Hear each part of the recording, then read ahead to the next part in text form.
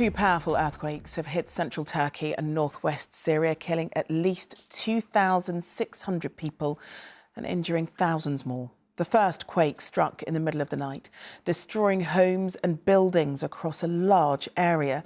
And as the desperate rescue operation was underway, a second one hit in the afternoon. Well, this is the scene tonight in Diyarbakir, one of the many areas where it's a race against time to save people trapped beneath the rubble. With the temperatures well below freezing, it's even more challenging.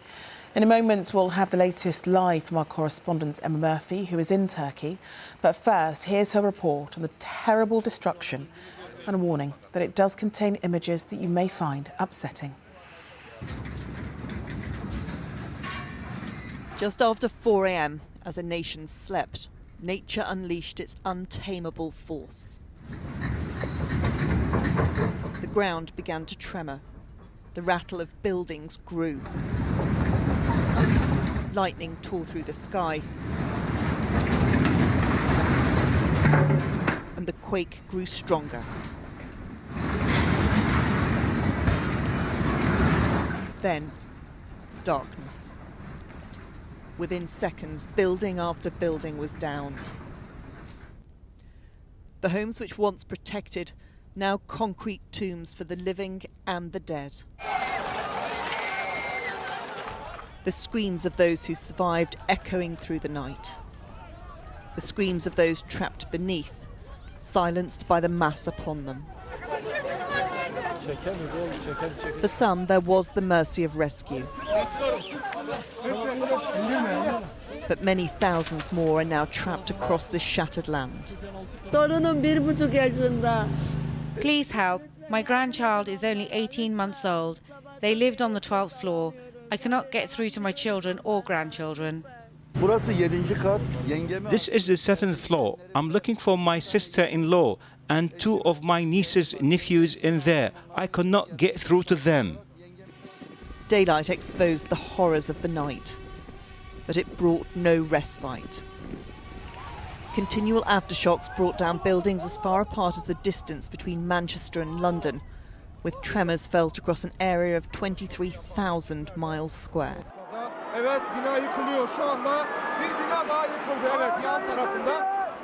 Southern Turkey, an estimated 2,000 buildings have collapsed. Lives at an end every second. The trappings of those lives are a reminder of the monumental tragedy unfolding here. And then a second earthquake.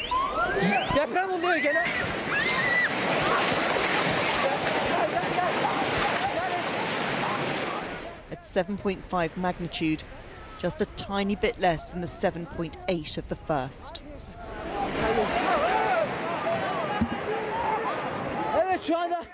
Across central and southern Turkey, entire neighbourhoods have been destroyed, levelled before many could find their way to safety. The death toll is already in the thousands. For sure it will grow. Borders mean nothing to nature.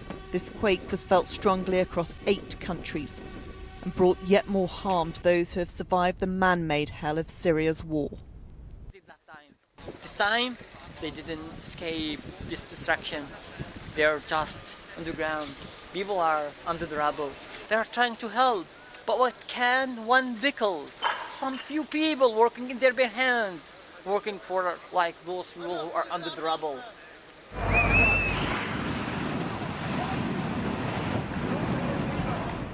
They're used to searching for the living and the dead in broken buildings here, but those who've died are not the victims of enemy attack, but victims of the fault lines beneath the land they survived a war on. Young lives gone, old lives too, so many more destroyed. What more can be endured by people already so harmed? The scale of the damage is beyond anything one nation can handle alone. Around the world tonight, rescue teams are heading here, aware that many more lives will slip away in these freezing temperatures. They will save some, but be unable to save many more. Man's might is no match for nature's. What harm she has wrought. Emma Murphy, ITV News, Turkey. Well, earthquakes are common in Turkey, but the first one which hit was one of the most powerful in the region for at least a century. The epicenter was near the southern Turkish city of Gaziantep. The 7.8 magnitude quake struck in the early hours of the morning while many people were asleep. The first tremor was at a depth of 17.9 kilometres. Anything below 70 kilometres deep is considered shallow and causes more damage. Another powerful earthquake measuring 7.5 in magnitude then hit the same region with the epicenter near the city of Kahramanmaraş. The area is heavily populated. Gaziantep is a city of 2 million people. So too is Aleppo in Syria, which is, of course, still dealing with the destruction of the civil war. And over 1 million people live in Kahramanmaraş province. Well, our correspondent, Emma Murphy, is in Turkey for us tonight. And Emma, there's now a desperate operation, isn't there, to save as many lives as possible? Yes, there is, because it really is dreadful weather here. It's sub-zero temperatures, driving rain, and in some parts of southern and central Turkey, very heavy snow. And bear in mind, those poor people that have become trapped beneath the buildings were supposedly sleeping soundly and safely in their own beds, so they weren't dressed to be out in temperatures like this. And that is the real challenge for the rescue teams. They want to try and get as many people into those zones as quickly as possible to try and pull people out, because they know that these temperatures will kill. Even if people are in air pockets and have a chance to survive, they will really struggle to stay alive in these conditions. And it's not easy to get those teams in because the roads are blocked in some places because of snow, and of course the airports have been badly disrupted.